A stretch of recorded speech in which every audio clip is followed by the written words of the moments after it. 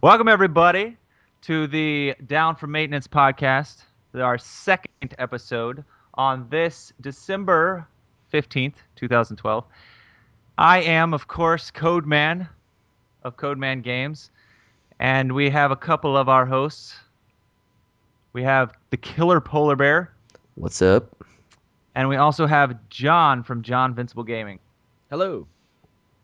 And I actually want to take this time at the first of the podcast. I think a lot of people have heard over the news today that there was a shooting in Connecticut at a school there, and I just want to take the time right now to just um, wish all of the people that were involved in it and all the people that lost children or any kind of harm that came to their family, just to hope that everything thing is going as well as it can be, and to just know that everything will get better, and this world that we live in is a crazy one, and just I hope that everyone just stays as positive as they can in this horrible time, and just to send out blessings to all the families that went through that horrible tragedy. And do we have any news? Sorry, just that segue was very, I very weird. have horrible segue skills. No, that's good. That was a beautiful speech, though. No, Can I I just can I want. add I will something to applaud it? you on that one. Go Yes. ahead. Yeah, my condolences go out to anyone that knows anyone who was involved. But at least on my Facebook, one thing that breaks my heart every time something horrible like this happens is you see all these posts like, "What's wrong with this world? We live in the most terrible place." Mhm. I just like Cody said, like just try to stay optimistic. I know it doesn't seem like it now, but this is just hopefully an isolated incident, and the world is not all bad. It's not just full of terrible people running around. The vast majority of us, don't want to hurt each other. Mhm. So I don't know. I just want people to not, give up hope because when you give up hope, you got nothing left. So Yeah. It's true. And I was listening to the news about I was watching the news coverage of it, and all the people were saying to your kids, they were telling parents, obviously you guys aren't parents, but I am, and it hits me a whole lot harder because I think, obviously my daughter is 7 months old. She's obviously not old enough to be in school, but to have to go through something of that nature, I can only imagine the pain that it causes to a family, and it's sad. But John and I and Hayden, we just want everybody to just know that it's not all bad, and the world is not a bad place, and just to stay optimistic and stay positive, and just know that there's a lot of good people out there. The number of bad people is it's a small number, and the number of good people outnumber the number, or the amount of bad people. So just know that. Mhm. and gaming news, And Yeah, and on to gaming news. I had one thing, but if you guys want to start with something Oh else. no, you can go if you want to. So I've been talking to Hayden and maybe Cody lately, saying I've been playing a lot of GTA 4. I know I Um, noticed that the other night. I tried to talk to you, and you wouldn't talk back to me. um, so yeah, because I beat Saints Row. I mentioned that on the podcast last week. I beat Saints Row, put a lot of hours into it, and then I was like, you know what? I never beat GTA 4. Let's pop that in. I popped it in. My last save was from '08, which is pretty crazy. Wow. And I got pretty far in the game. I never beat it, but I decided to just start over because I don't remember the story like at all. And I'm enjoying it quite a bit. And on the same note, GTA 5 comes out in a few months, I guess, spring. Mhm.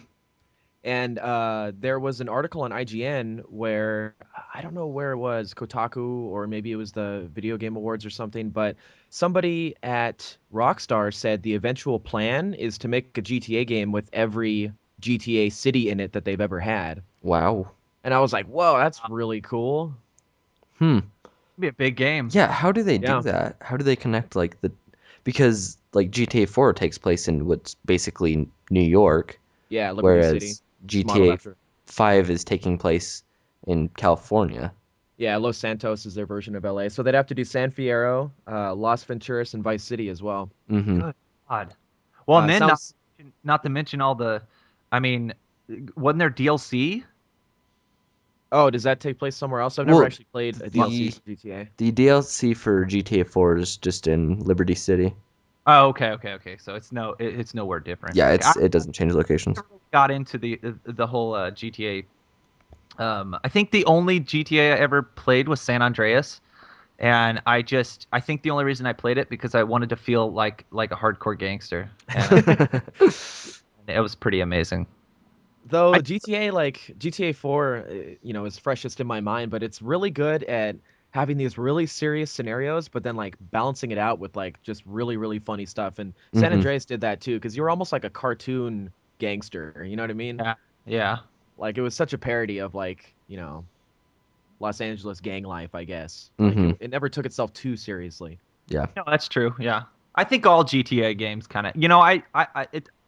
It's funny you mentioned GTA. I actually um, used to love the old GTA, the top-down GTA, where you would run around and you were just this little dot, Mhm. and you would steal cars, and it was just this top-down. But it was so dynamic at that point that Yeah. you know it had a story, although you never really followed it.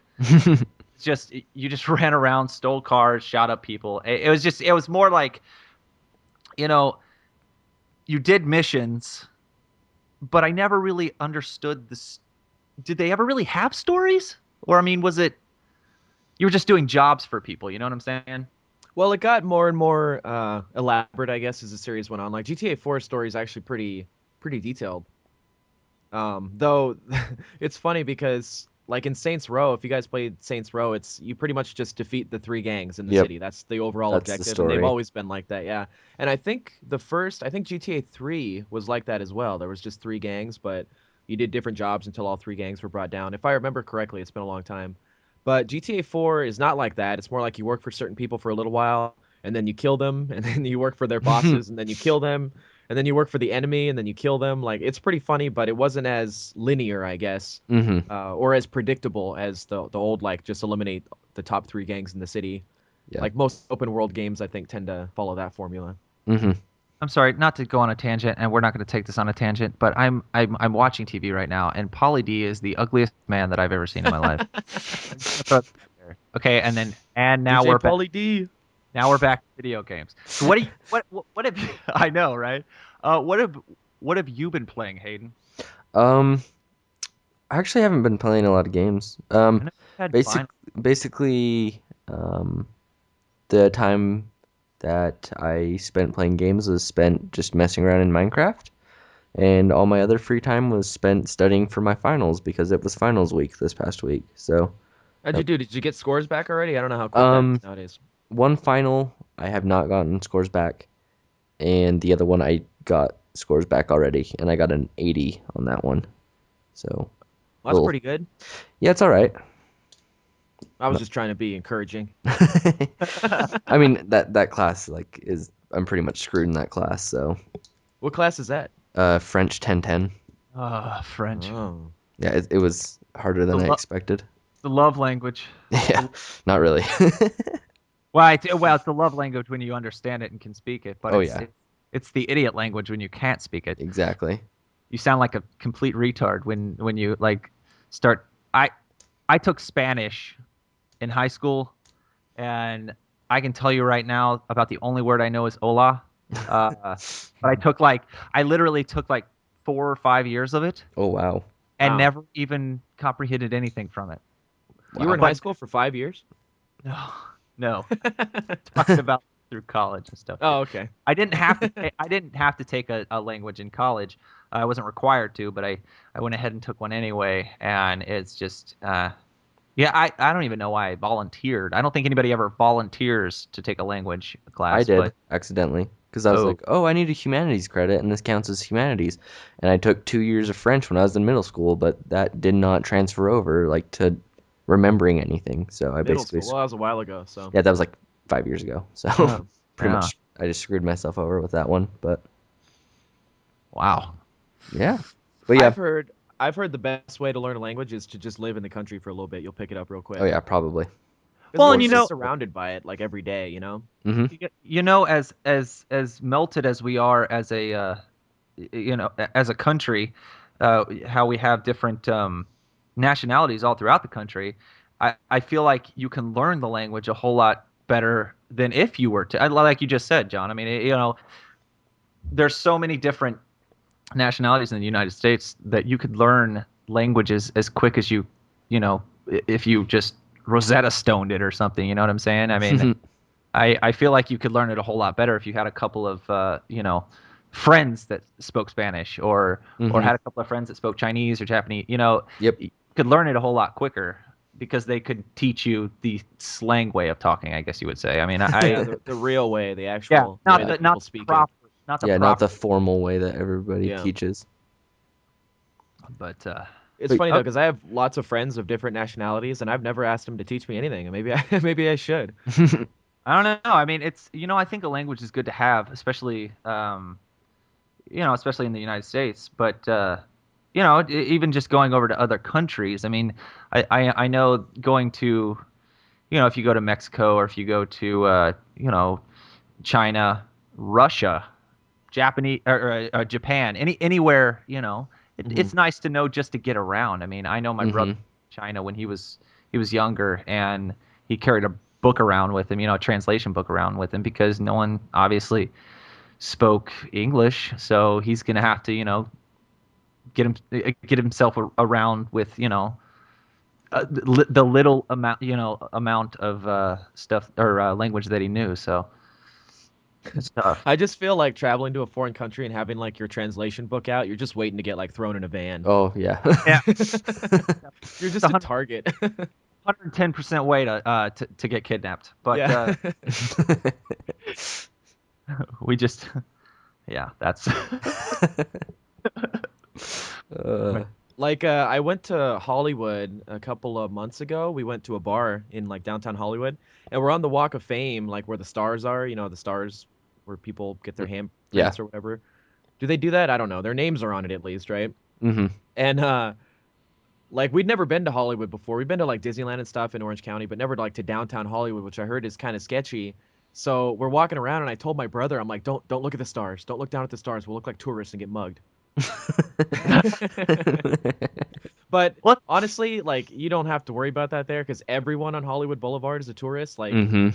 there's like buses going around with people in it taking pictures and stuff. I think that's the same way with New York too. I mean, you go to New York, and if you look like a tourist, you're gonna get robbed. I mean, it's common knowledge in New York. Yeah. I have a friend who lives in New York, and he said, he's lived there for I think 5 years now, and he just, you know, if you look like a tourist, your money is gone. Oh Like my gosh. robbed. We went there for my 12th grade like senior trip. Like my school did a senior trip Oh wow. and New York was on the stop. And like I was younger back then, so I didn't wasn't as cautious as I am now. But we were just looking up like at the skyscrapers because you can't not look up like in Hmm. Manhattan because the buildings are just insanely tall. Like you can't fathom how tall their buildings are. Yeah. Yeah. And nowadays I'd probably not do that because I'd be afraid of getting mugged. Hayden and I were talking about How I Met Your Mother, and there was a whole episode where Marshall didn't want to leave the apartment forever because he was just afraid he was gonna get mugged. Yeah. Wasn't that like when it was like a flashback to when they first moved there?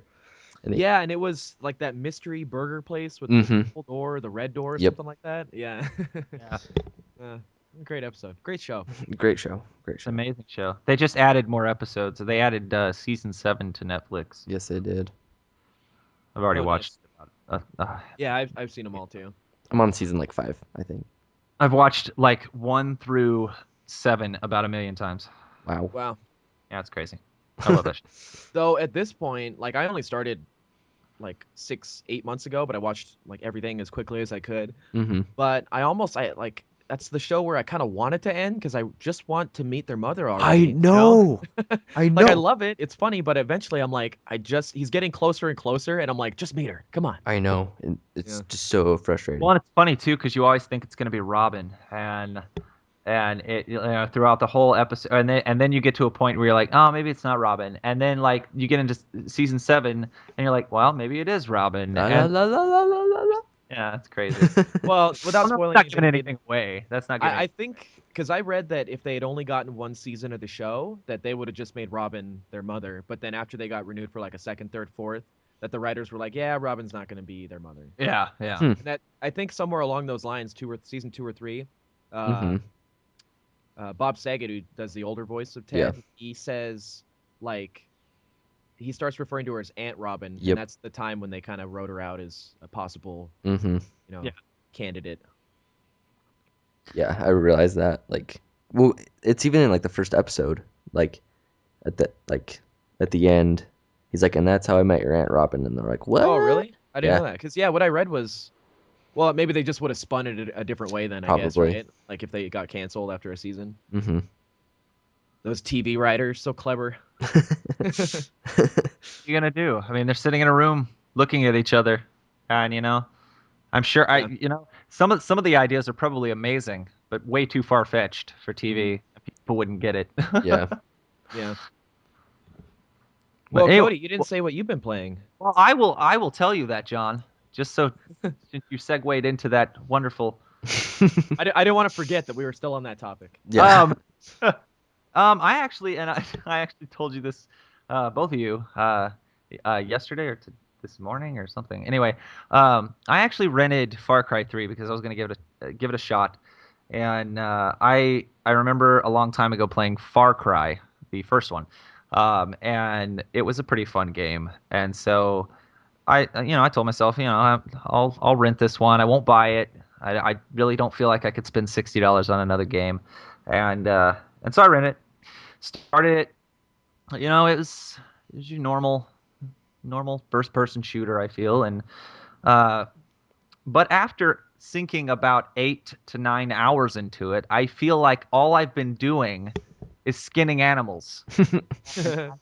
Like, I don't know if it's just because I played the hell out of Fallout 3, that I just am not really into this, but I feel very, very bored. And I like that it's an open world, first person shooter, but I just feel like I don't know.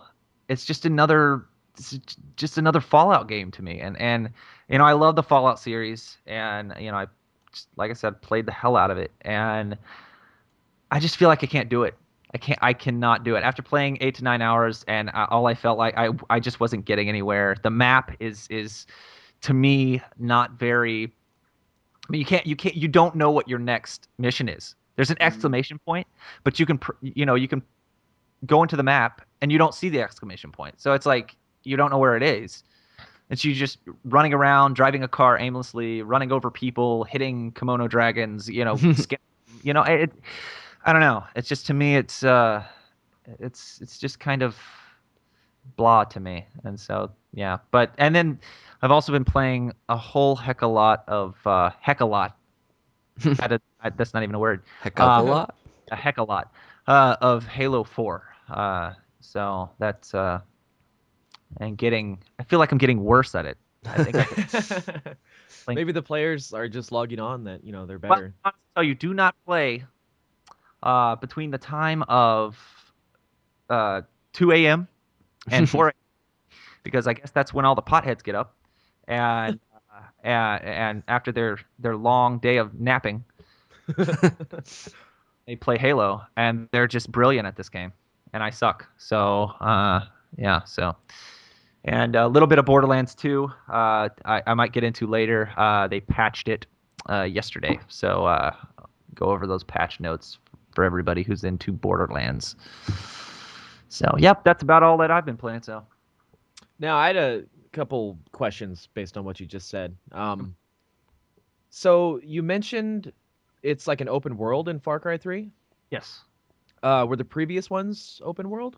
the first one was, I believe so. Yes, Also, I assume the second one was too. as much as I can remember, Far Cry 3 came out a long time ago, and I cannot remember to this day even what the story is, but I do know that I'm pretty sure that it was open world. So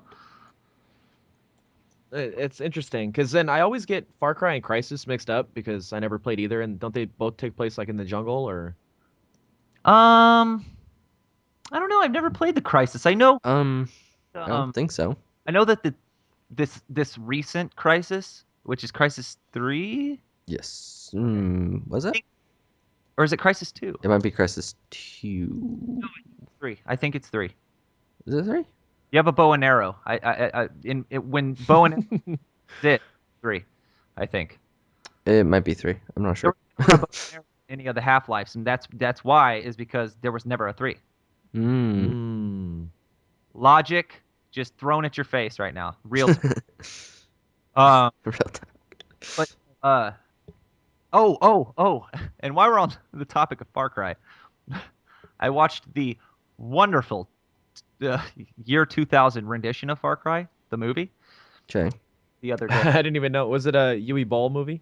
Oh, let me see. I gotta look this stuff up. Oh my God, it was horrible. It was absolutely horrible. The acting was just god awful. The action was okay. Um, oh my God, it was. I can't even. Oh, he did. He did do it.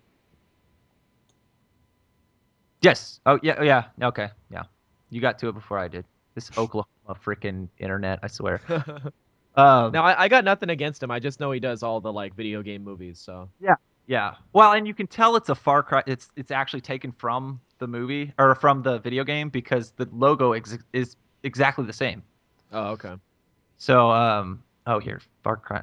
Oh no, actually it was 2008. I thought it was made in 2000. But anyway, So it looks like a movie that was made in 2000. I feel like, yes. But yeah, the guy who actually plays Jack, who is actually the guy in the first game, which is crazy. But this I guess it's Till Schwager, Till Schwag. Anyway, I've seen him in other movies, like in recent movies, and he's actually done a pretty good job in those movies. But I feel like this might have been one of his first like big time movies, I guess you would say, and big English speaking movies as well because um, he's not American. So mhm. uh, I don't know. It was I don't know. It was it's to be totally honest.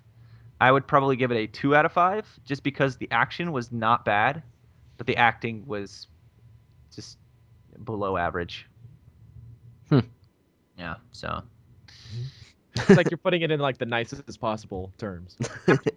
I'm trying because I feel like they were trying to do something with this, but like this, I don't know. I just felt that the story was very redundant. There were things that over and over and over again, just beating Mhm. you in the head with this thing of these like super soldier things, and they were like basically like WWE wrestlers with like white body paint on, and they were supposed to be like cyborg people. I don't know. It was weird. It's just picture that in your head. You don't want to watch. Well, see, that's why I get confused. Like you say that was a Far Cry movie, but Crisis, like you are a super soldier, right? In Yep. that game. You have a suit that makes you a super soldier. Yeah. This is But then, this is like in this movie. It's a uh, chip thing that they implant in these people, and then it like makes them like super soldier. Their skin is like bulletproof, and it's like I don't know. It's weird. The only way you can kill them is by shooting them in the eye. It was just really it was really far fetched. It wasn't believable. I guess you would say. I couldn't see that actually happening in real life, obviously. So hmm. Well, this is interesting. I didn't realize that the original Far Cry was done by Crytek, who makes the Crisis series. Oh, really? Yeah, but then it doesn't look like they did the sequels. They did because after Far Cry, they did Crisis, and then they've been doing Crisis ever since. Huh. now is Um, Crytek not owned by Ubisoft? Um. um, Because that's an engine. Google. I thought. oh, they've Uh. had partnerships with like looks like a lot of people in the industry: EA, Ubisoft, THQ, and a bunch of hardware manufacturers, I guess. Hmm. So maybe they are an independent studio and they just Uh, have different publishers publish their games sometimes. because I was always under the impression that Crytek was an engine, like the Unreal Engine. Yeah, that's Or CryEngine that Crytek makes. okay, Yes. okay, sorry, got those mixed up. Yeah, they confused everyone by naming their engine like the same thing as their company. Yeah. Because then who Um, makes Unreal Engine? What's that company's name? I'll know it as soon as I hear it. Um, Unreal Engine. it's Epic Games. yes, Yeah. it's Epic. Yeah. what? Yeah, because it's the company that makes all the Gears of War Mm-hmm. stuff like hmm that. Which I mean, the Gears of War dudes look pretty much like something out of Unreal, but. Yeah. Uh, Oh, so Oh look, sorry, this is like I don't. I hope this isn't boring to listen to, but Far Cry 2 was developed by Ubisoft Montreal, so it looks like Ubisoft just took it and took it over. yeah, took it over. But Montreal, they're the guys who do Assassin's Creed, Prince of Persia. Oh Yeah, wow. yeah. Montreal's like their super A-list branch. So Huh. yeah, they're also known for the Tom Clancy franchise. It says, but I know that they did like the older Rainbow Six games, and then they came back and did Rainbow Six Vegas. Oh, I Yeah, see. I feel like Vegas was the I guess icing on the cake for the Rainbow Six games when it came out. I think a lot of people kind of flocked to that game when it was released. I know I Yeah, played the hell out of it, and I mean it was an amazing game. I feel the online was really fun, and then the story itself was amazing. But I think a Rainbow Six game came out recently, but it just didn't really catch on. I think you're right. I can't think of what it was though. yeah. Vegas was super fun though, man. I beat the whole campaign. I can't say that for a lot of games I play. So No, not at all. So I just found out that Crytek is under EA actually. Of course it is. Jesus. EA owns the freaking world. Jesus, they should just uh you know anything against EA like as a game developer. They're not really a developer, they're just publisher. Well, but I mean, if you Electronic Arts has been around A, for a while. yeah, I think they do some stuff in house. Do they? they I do believe so. a lot of mobile stuff in house. I think all their mobile games are in house. Maybe I might be wrong on that, but um Oh wait, and yeah, they do because they make The Sims. yeah. They make like the EA Sports games. Oh, did you hear about the? Did you hear about when Um, tried to buy Valve? what? Yeah. What? Oh yeah. No. It was hilarious because who's the owner of Valve? What's his name? Isn't it Gabe Newell? Yeah. Gabe Newell pretty much just looked at him and he was just like, no. Like that's about all he said was just Who tried to buy? I'm sorry. EA. Oh wow. Because Yes. they've been, Hmm. I believe EA publishes the Valve games for consoles. Really? Mhm. Yeah, because Valve doesn't have distribution for consoles, so they had to partner with a publisher for console distribution of like Portal and the Orange Box Oh, really? and Left 4 Dead. Now I will tell you, I don't think I can tell you right now that there is not an EA logo on Portal 2. Yeah, well, I think that might be part of their agreement, right? They just publish it, but they don't actually. They don't actually take like they don't actually put their name. They don't plaster their name all over it. Yeah. Oh, look, so at least on Wikipedia, it lists publisher as Valve, but distributor is EA Oh, for retail copies. Oh, weird. So when I think publisher, I just think distributor. I guess Yeah. there's different responsibilities though if they list it separately. Oh, maybe Huh. they just distinguish it though because it says distributor for online is Steam, distributor for retail is EA. So Weird. I didn't know that. yeah, that was a big deal because I think it was the Orange Box was the first time they came out on consoles, and they had to Yeah. find someone to help them with that because they didn't want to have to build a whole Yeah. division themselves to do that. It was just easier to partner with someone.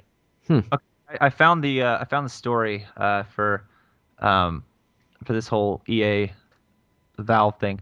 Apparently on Um, does it not give a date? Okay, this happened in September, so this is kind of old news. But um, but apparently EA wanted to buy Valve for $1 billion, Yeah, I which saw that. uh, is actually currently valued around 2.5 billion. Oh So wow. They were So trying to they like short totally end him. yeah. so Yeah. EA, of course, because it's EA, was Mm-hmm. trying to basically just say, hey, we know we want you, but we're not going to pay what you're worth. So That's funny. What's weird is there was actually it was in an interview with somebody who was over Origin, which is how that's like EA's like Steam basically. Hmm. yeah. So they had like the guy who was over that, and it was an interview, and somebody asked him about like if Origin was ever gonna have like a like sale, like how the Steam has their like Steam sales, which are Uh-huh. like just insane like prices off. Yeah, I love it. So they're like, are you ever gonna have like a sale like that? And the guy was basically like, no, like if you think about it, like Valve is kind of like, or like Valve and Steam is kind of like a Target, like the store, and we think of ourselves as like a Nordstrom's or like a higher up like store. And we're not gonna decrease our intellectual property by having like a 75% off sale. And then like 2 weeks later, there was a game for 75% off on Hate Origin. EA. They have to stay competitive, right? Yeah. Yeah. Like that dude just totally put his foot in his mouth after that and was just like, Well, when you have a company like EA, which is obviously a gigantic company, it's huge, and then you have a company like Valve, which they produce amazing games, but they're not as big. Um, you know, EA wants that company because they produce amazing games, and EA wants everything. mm-hmm. Want everything. I feel like over the years, EA's become this company that just tries to strip all the other Oh companies of yeah.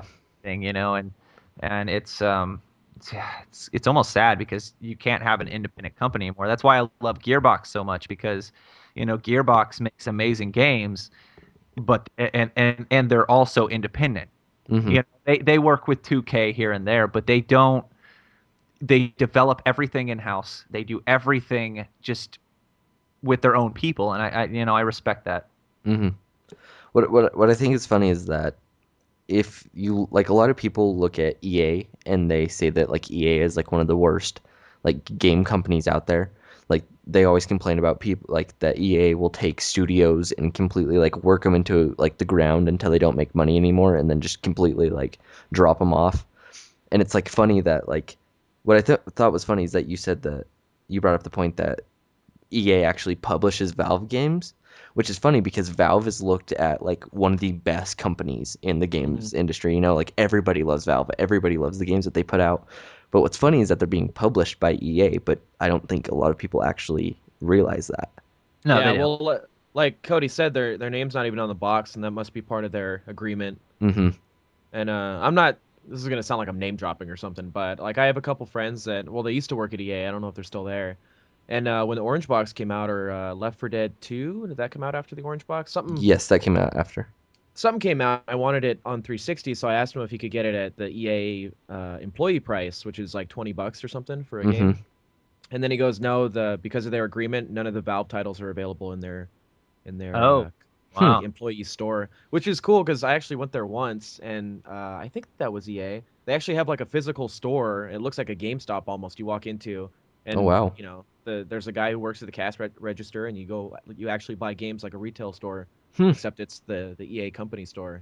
It's Hmm. pretty neat. That's kind of But cool. yeah, Valve games are not included or weren't back then. That was years ago. So So I'm assuming we're just to get everybody kind of in the focused on the we're talking about news right now. I mean, it's just all kinds of different news, and so I wanted to bring up this news story that I just found on Kotaku.com. Apparently, a mob is blaming Mass Effect for the school shooting in Connecticut. Uh, What? now I could rant on this all day, and I'm sure any gamer can. mhm. Uh, if we can go all the way back in history to the Columbine shooting and how they blame that on video games, and I could beat this into the ground yeah, I could just beat it like a dead horse. I mean, I literally, you know, they're apparently they're blaming all shooters, and it I guess had something to do with his Facebook post or his online activity. I guess they did a little research on his computer and found out that he played a lot of video games that were shooter video games. And I don't know how you guys feel about this, but I can honestly tell you, you know, guns, and a lot of people will say this, guns don't kill people, people kill people, and the guns kind of help out a little bit, I guess you would say. And it's from a child, and as you grow up, there's a lot of things that happen in your lives, as a lot of people know, and it you might grow up to be, this which is fantastic person, never did anything wrong to anybody, or you might have a little of a troubled childhood and you grow up and but to blame things like this on something that's so, I don't know, uh, Um, I don't know, it's just it's crazy to me. And it always gets blamed, and it's mhm. always gets blamed on video games, and I really really, it just makes us look bad as gamers, I Oh guess yeah. you. Do you remember there was that shooting? Okay, I apologize for anybody who it was either in like Norway or like Sweden. I can't remember where it was, but it was like a year ago, but there was like a big shooting over there where like a guy like had a bomb and he like blew some stuff up and then he shot like a bunch of people on this like island or something. Like I'm sorry if I completely like butcher this news story, but like I didn't look it up. I'm just remembering, but I remember that they were saying like that they figured out that he played a lot of Call of Duty and that's where like all of this crap came from and that like he said that that's where he got his training from. And I was like, "Are you kidding me?" I was like, "No video game is gonna teach you how to do that in real life." Yeah, yeah, and and I was reading a little bit more of the story, and it says, but during those initial reports, obviously I didn't read anything above that. A mob of angry Facebook users noticed that, I'm not going to say his name because he doesn't deserve the airtime, but had liked Mass Effect. They noticed that he liked Mass Effect on Facebook. Now he only liked it. They didn't know if he played it or not. He just liked it. But coupled with news reports that Fox News expert contacted, with just horrific shooting in video games. Some felt like that was proof positive that those games were to blame. And that's where the news comes in, and they twist things to the point to where this person played a shooter game, and so Mhm. now he is a murderer because of the video games he played. Now, if I play RPGs all my life, am I going to go around and chop people up with a gigantic sword and have spiky yellow hair? No. I'm not going to be a Final Fantasy character. Mhm. I'm not going to go out just because I play these games. I'm not going to go out and I can understand where they're coming from, and I will tell you that media, video games, you know, movies even can sometimes desensitize to the point to where we don't know what violence is. But you have to be in a place, I feel, that that you get to that point and you become violent. You know what I'm saying? Mhm. So, John, are you asleep? No, it's a very interesting conversation. I want to think about what I say before I say it. One thing I want to add though is like, I don't personally own a gun. I've gone to the shooting range a couple times and shot like handguns and stuff. Mhm. And like all I'll say is the experience of shooting a real gun and like pressing a button on a controller or like the left mouse button on your mouse is just so different. You know what I mean? There's almost no comparison. So for them to say that like you're just becoming desensitized and violent by playing these games, I think is just so off base. Mhm. At least to me, like I don't know, like when you shoot a gun like at a shooting range, it's it's a visceral experience. Like, it's definitely not a little video game where there's, little sound effects playing and stuff. I don't know. It's just the Mhm. experience to me is just completely different. Oh yeah. And I think that the media just pulls stuff like this out of their ass, Yep. to for ratings and stuff. Like I don't think it has any basis in reality. Nope. Yes. Yes. And I'll just say this: if we like, because there's a lot of people that are, you know, for gun control, against gun control, whatever. If we didn't kill each other with guns, we'd kill each other with something else. Like Exactly. I mean, we did long before guns were invented. So Yep. it's not like you're gonna take away the violence by limiting our access to weapons or anything like that. It's not attacking the source of the problem, which in this guy's case was obviously some very disturbed, mental issues. Mm-hmm. Agreed. Agreed. Yep. We're getting all political now. I guess it's hard not to with a topic like this. Oh yeah. Then that's totally true, and we see these way too often, and like I always say, one is too many to die, and it saddens you, and then you just get into these topics and you can't stop talking about them because you just want. I think it's more of you want people to have a justification that that it should everything is positive, everything is okay. This was a bad situation, and we need to move on. And I know that it's hard because I didn't go through it, but Mm-hmm. you know. But anyway, let's get off of this topic because I don't want to get political because I suck talking about political things. So, Yeah, I did have another note I wrote down earlier from what you were saying way long ago about Fallout and Crisis and all that. yes.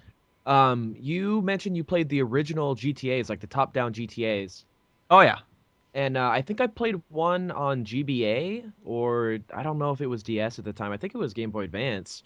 It was like Chinatown Wars or something, and it was top down. It was like a nod to the old school Grand Theft Autos because that's obviously all they could do on the Game Boy Advance. Yes. So my question was, you said you're a big fan of the Fallout series. Have you played like the OG Fallout games? I haven't. I never had a computer that could run it uh, Mm. back in the day, so I never actually played it. But I have seen video, obviously, through YouTube. Weren't those like a top down or like isometric view or something like that? Well, it was like it was a weird angle. It was mostly top down. I mean, I guess you could say it was a top down. It wasn't. Oh yeah, dir- I looked up screenshots. It's like that 3/4 sort of angle. Yes, yes, Yeah, yeah. still And looks pretty fun though. but actually, I'm looking on the App Store right now on the iPhone, and they actually have Chinatown Wars on the Oh iPhone. wow. I know, right? It's on the DS and now it's on the iPhone. But no, and it looks yeah, it's top down, and they look like they kind of polished it up a little bit actually. Hmm. The driving looks a little, I don't know, it's weird. Anyway, but yeah, uh, yeah, I always enjoyed those because that was a sign of the times, I guess. But um, what do? Yeah, you can But get Grand Theft Auto 3 on your phone now. oh yeah, yeah. No, I That's incredible. crazy. Some of the games that you can get. You can get Final Fantasy 1 through 3 on the iPhone, Wow. which is crazy because those games are gigantic. And then you can get Final Fantasy Tactics. They're not cheap. You're going to be paying, I think 14.99 for Tactics, uh, Wow. which is a lot for an iPhone game, Hmm. obviously. But I actually, if you guys haven't checked out, if you guys have iPhones and you haven't checked out, what is that one zombie game? Um, Dead Trigger. Have you checked that game out? I have. Dead Trigger's fun. Holy crap, it's hard. It gets hard though. Yeah, I only Especially, played like 2 levels. I was just really impressed with like, just the graphics and yeah, well the graphics are a big one, but just the gameplay was so intricate and so console-like for like a phone game. oh yeah, oh yeah. They've done so much with it too over the pro- probably a couple of months. Yeah, They've I played it first in like August or July. yeah. Oh wow. I'm looking at that right now. Yeah, it's full 3D and everything. It's Wow. really, really, really Those detailed. look really good, actually. The only thing is though, like the touchscreen controls still aren't the greatest, for like intricate movement like that. Mm-hmm. Oh, Um, and it's free. Sweet. yeah, there's probably like DLC you can or in-game purchases or Yeah. whatever Wait, to Dead get. Trigger's free now? Yeah. I just Yeah, it was when I played it too. downloading it for free. Son of a bitch. I'm about to have a Kristen Bell sloth reaction. Well, nice segue there. Very subtle. Did you? So hopefully, there's a link in the description, or I don't know how you're gonna do this, Hayden. But Probably put a if link anyone in the wants to watch the description. video we're about to talk about, it's Kristen Bell, who is best known for what is she best known for? I have no idea. I would have to say probably. Um. Oh, now I can't even think of the friggin' movie name.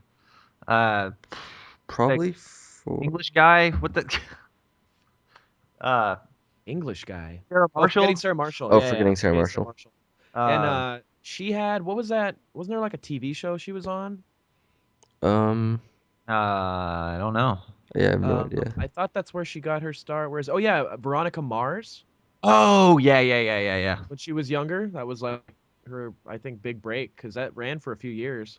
Yeah, I remember that. Anyways, Kristen Bell went on Ellen, and there's a video of her reacting to her, I guess, boyfriend or husband, like surprising her with a sloth visit, like on her birthday. Um, and he had some sort of zookeeper person bring it or something. Like it was all sanctioned. He didn't like kidnap a sloth or something. That would have been Or, way better. yeah, well, I don't know if they would have talked about it publicly then. She'd be like, "Yeah, he's in prison now for kidnapping a sloth from the zoo."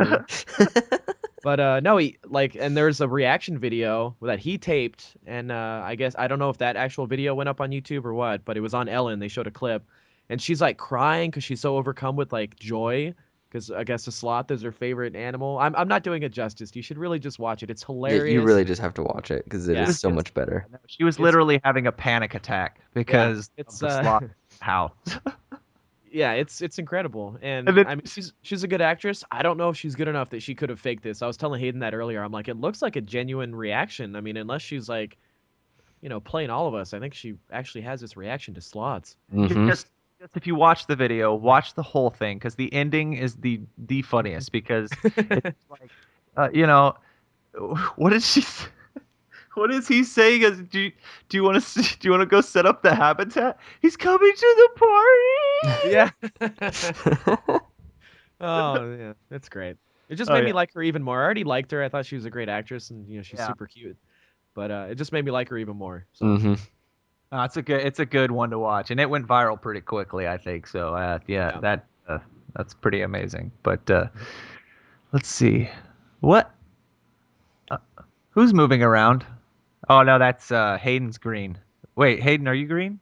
I'm not sure. I Yeah, think you're the green. DFM podcast, Yep, Green. I'm green. You're like the whole podcast. Is that it? Like you're just like, Well, I'm signed in under that email, so it's yeah. oh, you mean what's his name? What? What's the email guy's name? Oh, Oh, I think I changed it Bob actually. Poppleton. Yeah, Bob Bubbleton. Bob.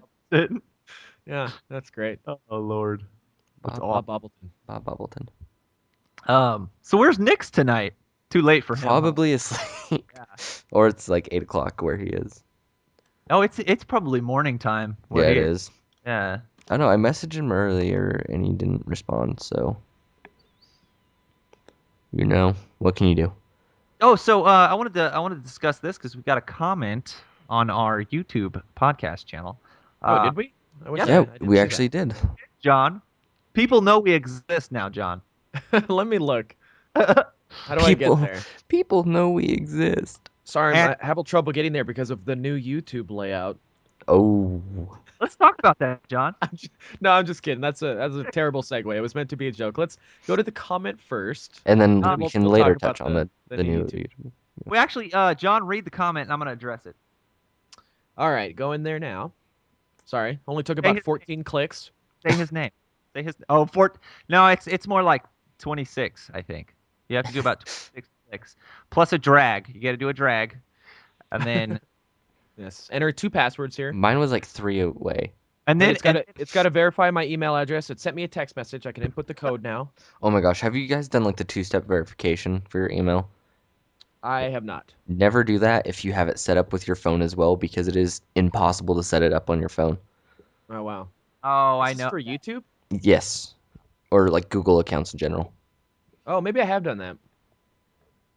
I just got a notice from Xbox saying I have to do that as well. There's now a new two-step for that. Oh, really? But see, all that stuff is actually good because this is a segue.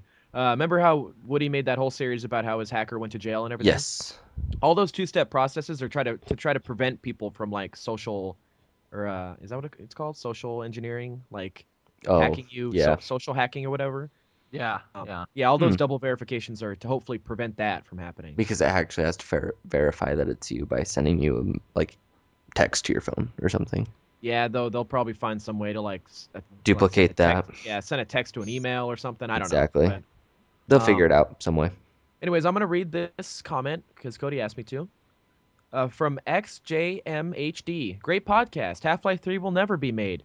Morgan Freeman's voice actor died after crashing his car. And you guys should do this in a Google Hangout. Would add a lot with you laughing and reacting. Oh, I said that. Remember, Hayden? I did. Yeah, I remember. Oh, okay. I don't. Um, Oh, I think I talked to Cody about that. No, you did, and I wanted to address that because I really think that I was thinking that we could really do that. I think that it'd be really fun, especially because it would be live, and we could possibly have interactions with listeners. Right now, obviously, we are on the second episode. We're not really syndicated at all. So we don't really have a huge listener base. But I think in the future, once we get a little bigger Hmm.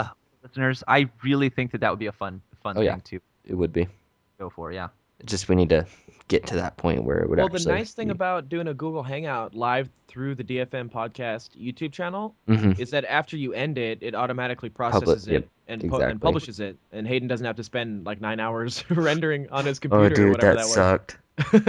I don't want to do True. it ever again.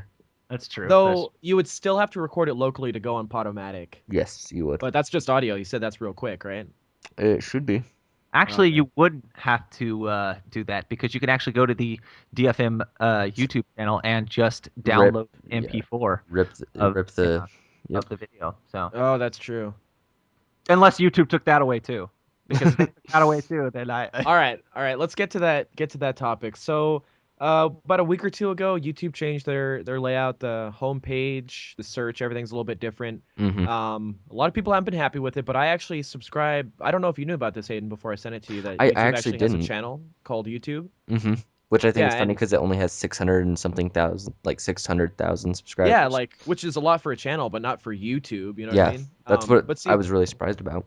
yeah, and again, I think the people that are subscribing to the YouTube channel are probably like hardcore YouTube users, which isn't the majority, as I Hmm. discovered. So anyways, hopefully, again, I'm making so much work for Hayden. If you could put a link in the description to the live stream that YouTube did, it's like the main designers behind YouTube and stuff. Uh, and they answered a lot of the questions that people had about the new layout, design decisions, and stuff like that.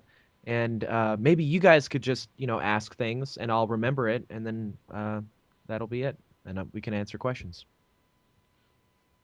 yes. What just happened? Like if you want to ask a question, maybe that'd be a better format than me just like Oh, talking the whole time. Now, link me to this page because or link me to the actual channel. YouTube.com/YouTube. Well, that's It's easy like enough. the username is YouTube. So Wow, that's yeah, hard. and That's difficult to remember. Oh, YouTube Spotlight. Yeah, I've. Is it YouTube Spotlight? yeah, I Yeah, guess that's their yeah. channel name. But yeah, see, it says the new YouTube look. It's a 30-minute live stream. I was playing video games yesterday, and I saw in the feed or the what to watch page that YouTube had scheduled a live stream at so and so time. So I was like, oh, maybe this will be interesting. And I saw that it was about the new YouTube look, and I was like, oh, that is interesting. And then I actually watched the whole thing. I listened to most of it, um, which they did in a Google Hangout. Wow, just bringing it full circle there. for real. Um, but no, like what are some things that you guys don't like about it? Because honestly, after listening to these guys, just like every time I listen to David Vonderhaar of Treyarch, I'm like, you're a genius. Like, Yeah, everything totally makes sense after yeah, that. like whenever he explains it, I'm like, oh, that does make sense. They put a lot of thought into these decisions. They Hmm. didn't just change things for the sake of changing things. And the Exactly. same was true with the YouTube designers. So, uh, unless you guys had any specific questions, I guess I could Um, just mention some things. I just wanted to comment on what you said because I listened to it last night when I was studying. But like you listen to it and like they bring up like some like really like key things that like I was like wondering about, and I was like, why did they change this? But then they like actually explain it, and then it actually makes a whole lot of sense because like they actually had a reason for it. It's not just Hmm. they wanted to screw everybody up. And it was funny because like I think like one of the first things that like the second guy that talks says is like he says something about we like to change it so we can get trolled for a couple weeks, Yeah, but he that was was like, funny. So they're obviously very conscious of like the effect that their changes have sometimes if he's willing to make that joke. mm-hmm, Yeah, he's like, we like to get trolled and yeah, hated on or whatever. That 'cause was pretty funny. But what I took away from it though is their design decisions make a lot of sense. There's a lot of math and uh, statistics and what analytics is what it's called goes mm-hmm, into their design decisions, right? Like a lot of back end stats that are being gathered help dictate changes they make to the site. But what I also gathered is a lot of their explanations for things ended with, well, in the next few months, this feature is going to do this, and that's why we did this now. And I just had to laugh because Google's sort of reputation is everything's always in perpetual beta. mm-hmm, And I guess that's the truth with YouTube as well. They launched the site left justified, which was probably my biggest complaint. Like you go to the homepage, if you have a widescreen monitor, it's like it's on the left half of your screen, yep, right? It just looks very awkward. And I think the uploader as well. Let me check. Yeah, the Well, and uploader's all left justified too, yeah, right? yeah, just a bunch of gray space on the right side. Yeah. Yeah, and again, it's this guy. He's on the thumbnail, the guy with the glasses. He said when that question came up, he goes, "Oh, is it left justified?" Like everyone was like, it must have been an oversight that they left it like that. yep, And his comment was, it's not like meant to be that way. They added this whole guide. If you guys have seen the little prompts for this is your YouTube guide, use it to mm-hmm, get around YouTube, and he wants that to always be on the left side of the page, no matter how large your window is, how wide your screen is. mm-hmm, And he said in the coming months, you're going to see the what to watch page, the my subscriptions thing. It's all going to start taking up the entire width of the browser, and it's going to be a dynamic width, I guess. And that part is not implemented yet, but they decided to push out the guide for whatever reason. Maybe, again, I'm saying it's in perpetual beta, but maybe they have really good reasons for pushing this out first. Like they want to gather data first mm-hmm. before they do the rest of this, or maybe they just, we're all beta testers for YouTube. But yeah, so he said it's going to take up the whole width of the monitor, and it's going to be all dynamic, I guess, when it's done. It just isn't that way yet, so it looks left justified. Now what is up with the what to watch page when you first go to your YouTube like homepage? Yeah, so Hayden and I were talking about this yesterday, Cody. What to watch is the new default, and there's no way to change it. Yes. When what I want to do is I want to click my subscriptions, and then I click uploads only. So that's like 2 clicks to see what was the default view for me before. And that was actually intentional. Um, but they said they're going to allow users to set their default view, so mine can be my subscriptions uploads only, like it used to be. So that's coming back because of user feedback. It's user complaints, but they call it user feedback. Um, what to watch, I guess, is like based on fancy algorithms, based on what's trending on YouTube, what you've seen already. It recommends stuff for you. You guys have probably seen that. It's like based on, or because you watch this, you should Mm-hmm. watch this video. And they said this was news to me. They said, I guess the three of us would be considered power users. Not only are we uploaders, which I think is a minority of people watching YouTube, but Yeah. we have tons of subscriptions, right? And he said, power users like us, our subscriptions can just feed like it'll fill up our feed. We'll always have new stuff to watch, and we can't possibly watch it all even. But he said the majority of YouTube, what did he call them? It was what did I, he? I, I guess just well, I guess they're just YouTube users, right? YouTubers, Mm-hmm. people who have a YouTube account and they subscribe to things, regardless of whether or not they're uploaders, because there is that distinction still. Mm-hmm. But he said the majority of YouTubers only have like a couple of subscriptions, so by defaulting to a my subscriptions page, like they're not going to have enough content to like always see something new when they go there. So what to watch was created for them, and I guess they're the vast majority. So What I found interesting is that they said that a lot of the people don't really, a lot of the people that go to YouTube, they don't really know that there's such thing as channels. That yeah, that was like news to me. I'm like, what? yeah, But then again, maybe we're not. the majority apparently. So Exactly. And like it kind of makes sense because like if you think about it, there's a lot of people that will just like maybe stumble upon like a viral video or something where like they'll just see it and be like, "Oh, that's cool," but then they don't actually know that like this person might upload other videos, not just that one. And yeah, I just Yeah. thought that was really interesting. yeah, a lot of their that was really cool. A lot of their design decisions were centered around getting people to subscribe to channels, and Exactly. it's little things like I don't know if you guys noticed the video page now. Um, the video title and the subscribe button and all that is now beneath the video. There's nothing above the video player anymore. I feel like that's better. Yeah, and I do too. And they said Yeah. they explained their reasoning behind it is that a lot of times because it was the channel link, the subscribe button, and the title was all above the video before, I believe. And they said a lot of times when people were done watching videos, like their statistics or whatever would show that they would start scrolling down and miss their chance to subscribe, just because of the way the site was laid out.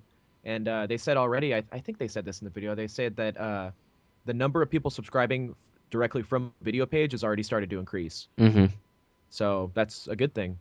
Yeah, it seemed like there was a lot of things that is, centered around helping out or helping get channels more subscribers, and it seemed Hmm. like they're actually focusing on not just like because it's always seemed like in the past designs of YouTube that the main thing was getting the big people onto the homepage Yep. and having them stay there. And now it seems like they're kind of working away from that and making it so based on what you watch, it takes in other things and brings like suggestions for you with like the what to watch page and is definitely like, helping get people to maybe explore YouTube and find new people and, maybe help out the smaller channels like ours. Well, I Yeah. will tell you. I will tell you that, about the new video layout. If you go on YouTube, because I know a lot of people do go on YouTube to listen to music. If you go to a record label YouTube or like Vivo or something like that, you have a playlist now, which is quite nice. I subscribe to a channel called the Tasty Network, which actually debuts the band that I've recently just become obsessed with, Savant, which is like a dubstep band, and I don't really know if I guess dubstep Artist. composers, yeah, artists. But anyway, if you go to their channel, you actually have and I don't know if you guys have seen this yet, but you have a list of all the songs or videos, because well, I guess obviously they're all videos, but all the videos on the right hand side of the actual video screen where it shows the video, and so it'll show you all of the videos, and then you can click on those. You could shuffle them, you can repeat them. You use it like an actual song player, like an iPod or something like that. So I thought that was kind of nice, especially if you go on YouTube to listen to music, or because you're too cheap to buy music John, or too What? lazy to go and Sorry, download. real quick, Cody. I've seen that player before. I've seen it on my own videos actually, but I Yeah, don't. I don't know how it pops up. Like I'm on a Tasty Network video right now. Uh, Uppermost Flow, is that the artist and the song? It was uppermost just uppermost is a artist, and oh, then so Flow must be the song, but then the song. little player's not popping up. So You can, I think there's a toggle for it. Obviously it's not. I don't think it's going to be on there all the time. I think you can toggle it on and off. But I was on there today and it was on there. Let's see. If you go to, oops. If you, uh, oh yeah, wait, because you know what? Wait, where is it? I don't tell me that I just talked about that for the longest time and now it's not going to show. John, did they say like I can't remember if I heard this right, but did they say that they're changing the actual channel page layout? yes, so that's another thing they mentioned towards the end of the video is that if you go to your own channel page, that's one of the first things I checked Mm-hmm. when I saw that YouTube launched the new homepage and guide and everything. I was like, oh, my thing still looks the same. I guess they didn't update the channel pages. They said that's going to be like a phase two sort of push, Mm. and all the uploaders are going to have like a preview period where you can preview your channel layout before the new layout goes live, so you have a chance to update all your graphics, Oh, which I think is Layer really? pretty cool. It's Yeah. play all. You hit you go to the channel, you hit play all, and then it will give you a playlist of all of the videos that are on that channel. Oh, I see what this is, Cody. This is the updated playlist. Because remember Yeah. before it used to be on the bottom? Hmm. Yeah. Yes. I mean it's always been there. I think a lot of people though um I Well, this hate is it. much nicer how it's integrated with the player. I Hmm. did I just didn't like the other playlist the way it I just didn't like it either. Yeah. at the bottom. I think this integrating it, putting it closer to the content, giving you all of your choices to the right hand side. You don't have to go underneath. You don't have to do all this stuff. But Well, just the like a vertical list of items as opposed to like a horizontal list is just infinitely like a better user experience. yeah. So, but yeah, no, I really and I don't know if you guys um at work I'll pop out a video from YouTube and I will actually just watch it in the right hand corner of my screen while I'm working. Well, apparently, and I don't know how if this is how the pop out video because I never really sometimes I would just minimize it and put it down to the right hand corner, but I know that you can pop out the video. Well, now it's like YouTube TV, which is the so if you were to go to a video, you would right click on it and push pop out, and then you would have this window that comes up that says YouTube TV, and Oh wow, yeah, I'm doing it now. yeah, you can actually go to the guide, like the YouTube guide, and you can go through all this different stuff just using your mouse wheel, and just look at all Oh, this is cool. This looks like the PlayStation YouTube app now. Yeah, well, I don't even want to talk about Thing's it. terrible. But Well, I mean, it looks like it. Like the way Yeah. that the thumbnail shows and the title of the video, it looks just like it. Hmm.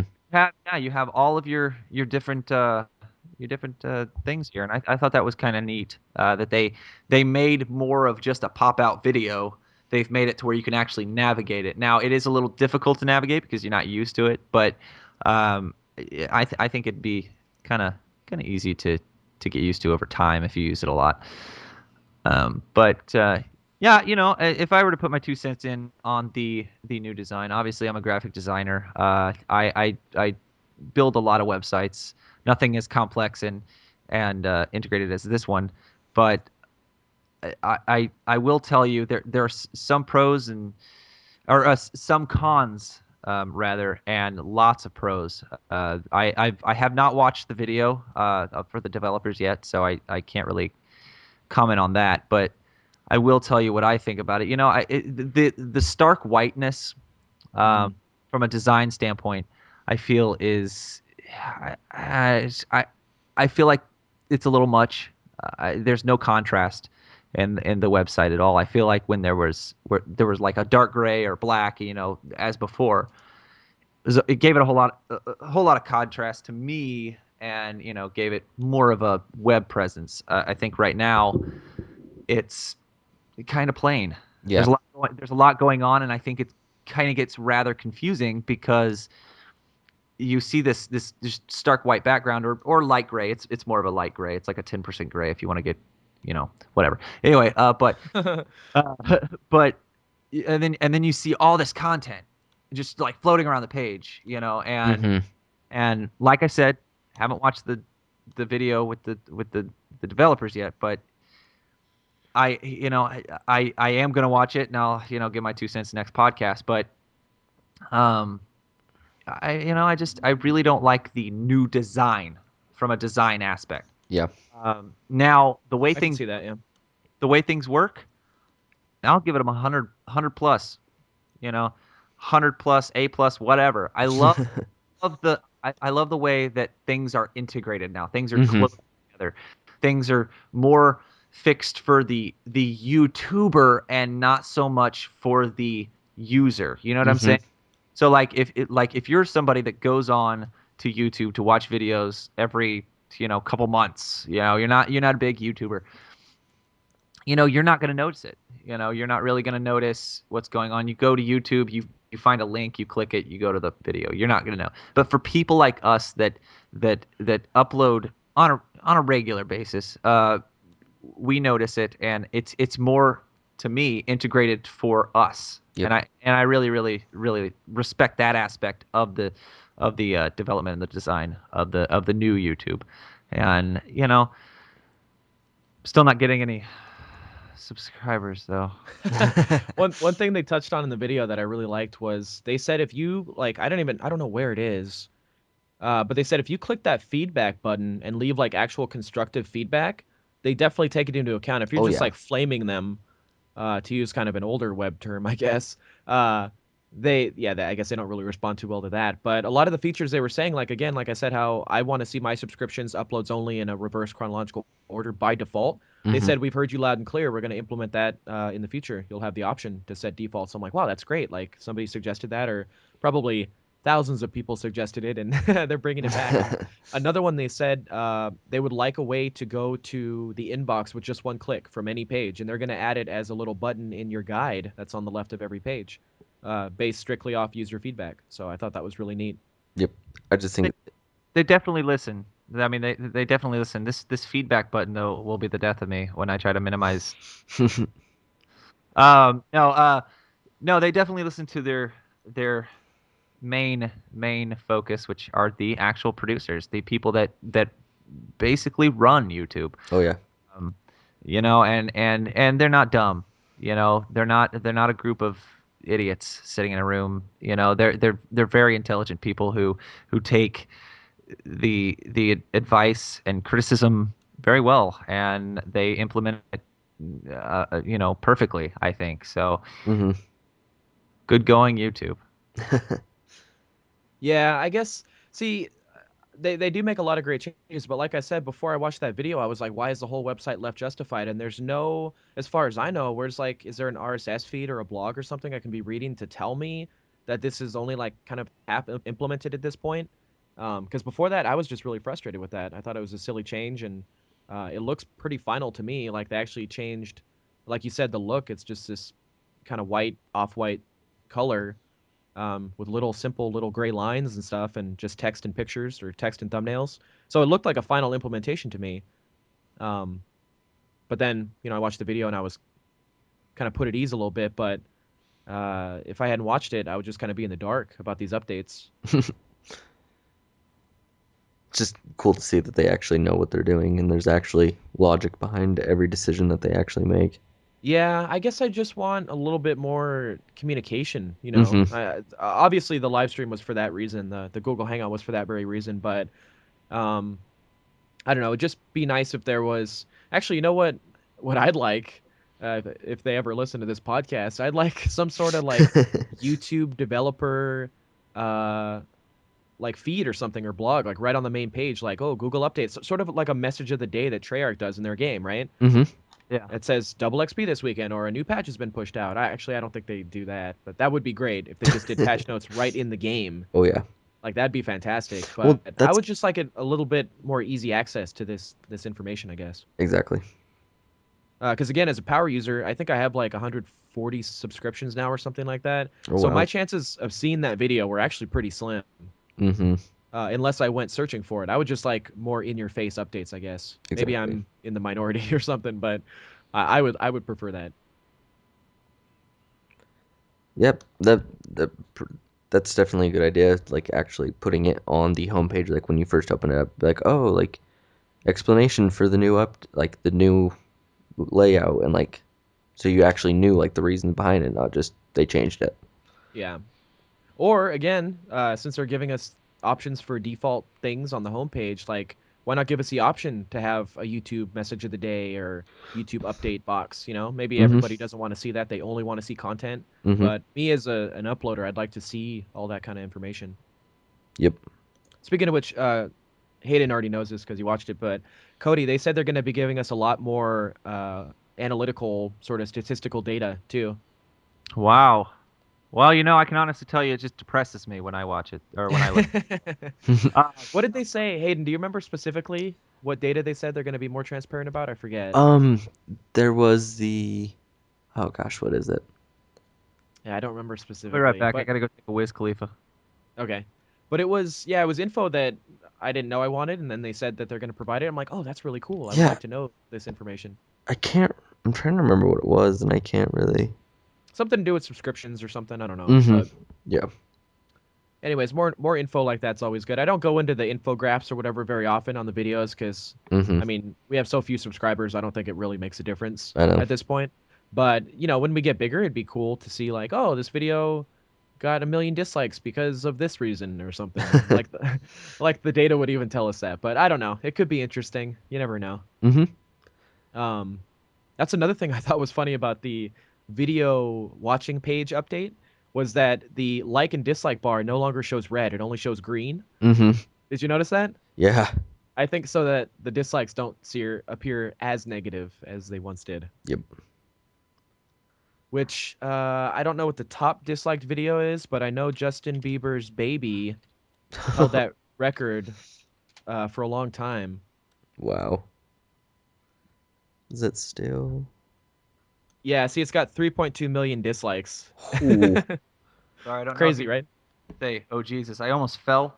I tripped over a chair. It is cold outside. It's cold in Oklahoma Tell right me Cold now. is about it it. there? Well, you're actually Hayden. You're about to get dumped on. So I mean I feel sorry for you. It snows in Oklahoma as well. Yeah. Sometimes. We're not. We were supposed to get like a dusting the other day, but it never happened. But Dusting. yeah, we actually had a horrible snowstorm. One year, everybody was pretty much. It was like the apocalypse in Oklahoma. Like everybody was like basically saying, "Oh, our lives are done, and we're just gonna sit in our house until we die of frostbite." Now by like big snowstorm, do you mean like 2 inches or like what are we Oh no, talking no, about? no. We actually had a couple, if not several feet. I mean, Hmm. it was bad. It Wow, was that's real bad. actually impressive. Yeah. I don't know what happened. I don't know if it was some weird weather anomaly because we never. I mean, we never get snow like that usually. Yeah, that seems kind of weird for you guys. So guys, Yeah, I wanted to actually wait. What were you gonna say, John? I was gonna say it snowed once, I believe, in San Jose, California, and it was like an inch. Wow. Yeah, it was like 8 years ago. It was amazing, and it was more like a slush than like a real like powdery snow. Mm-hmm. Well, I can honestly tell you, and both of you can finish my sentence here. Oklahoma is known for I have no idea. its a weather. Come on. I don't know. Tornadoes, Exactly, dude. Oh, duh. is it? Aren't you right by Kansas? Well, I mean, yeah. I mean, I guess. Well, that's That's- Wizard of Oz, Kansas. well, and Twister was filmed in Oklahoma. Oh, was that in Oklahoma? I like that Oh, movie. yeah. That was a good Uh, movie. and so yeah, well, we're pretty much known for we're actually in Tornado Alley. I'm doing quotation marks right now. So, um, but uh, but yeah, yeah, we're known for the tornadoes. Tornadoes. Well, when you think of California, what sort of weather anomaly or natural disaster do you think of? Wait, Earthquakes. Yeah, everyone thinks of earthquakes, right? And everybody, like, when I visit, actually, this never happens, but people I think stereotypically, oh my God, the earthquakes, I could never live there. But we get them like, I don't know, we get little ones every couple years where it just shakes around for a little bit. And Mm-hmm. I think the last big one was '89, uh, which I was just a little baby. I actually remember it. But yeah, like it doesn't happen very often. It's a very pleasant place to live. well, you guys are about to separate from the United States, right? You're just gonna break off and just kind of float off into the. Float off in the ocean. Uh, You'll have I actually, some bridge actually, that just connects. if the polar ice caps melted, wouldn't we be completely underwater? I believe Tool did a song about this. you probably would be completely underwater. Yes, Yeah. yes, yes, You guys listen to Tool? Any Tool fans? No. yes, yes. I do. Yeah, what's the song? Did I sound disappointed? I think I felt like I sounded really disappointed when I said that. Yeah, I didn't pick up yeah. on. I said yes, But yes I do. no, what's the song? The line I'm thinking of is buy some property. I'm like messing up this quote really bad, but he says something something Arizona Bay because California would be underwater, and I thought that was funny. Anyways, that was just way long-winded and the punchline sucked. So let's just move on. I'm I'm actually going to talk about some patch notes that a patch came out for Borderlands 2 yesterday. I think everybody on my YouTube channel, and obviously you guys do now, know that I am a Borderlands nut. I went to Gearbox Community Day in Dallas, Texas, when it happened, and it was fantastic. First actual convention that I've ever been to, which was it was amazing. Anyway, the patch, and I think it was a long awaited patch for Gearbox, but not the fans. There is a shield, and this is the big part of the patch. There's a lot of glitches that were fixed with missions, and just different things here and there with the DLC things, problems freezing up and stuff like that. This is for the 360 version. It happened all across the platforms: PC, Mac, 360, and PS3. So, but the big couple of ones of the patches were the B shield was as they say in the notes here, the balance adjustments were made to the B, which the B shield was the most overpowered shield in the game. And if anybody, any of our listeners have played Borderlands 2, they know if they have the B that they're unstoppable. I mean, this thing is ridiculous with amp damage, just all kinds of crazy stuff. With the usual amp shield, you would every time you would shoot, if you had a full shield, it would drain a certain amount of shield to accolade for the damage that you would give the enemy. So, but with the B shield, it never drained, and so that was the whole deal. Everybody had to get the shield, the B shield and all this stuff, and coupled with the critical, what was it? The critical conference call shotgun. I mean, you were pretty much dealing out just ridiculous damage. Well, it was nerfed in all platforms, and I think that's going to make a lot of people just kind of, But then also, as I'm having to pull up on two separate devices here because I had a note in my phone. Let's see if we can pull it up. I am unprepared. I'm unprepared. This is non-live radio, everybody. Check it out.